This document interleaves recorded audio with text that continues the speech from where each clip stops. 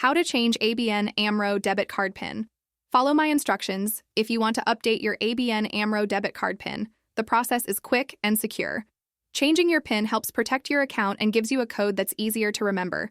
Here's how you can do it step by step. First, take your ABN AMRO debit card to any ABN AMRO ATM in the Netherlands, insert your card, and enter your current PIN to access the menu from the options. Select Change PIN or WYSIG PIN code. Next, type in your new 4-digit PIN code carefully. You'll be asked to re-enter it to confirm the change. Choose a PIN that's secure but not too obvious. Avoid numbers like 1234 or your birth year. Once confirmed, the ATM will update your card immediately.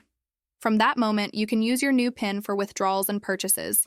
If the update doesn't work, try another ABN AMRO ATM or contact customer service. Remember, you can only change your PIN at ABN AMRO ATMs, not online or through the app. If your card is blocked or damaged, request a replacement card first before changing the PIN, and that's it. That's how to change your ABN AMRO debit card PIN safely and quickly. Thanks for watching.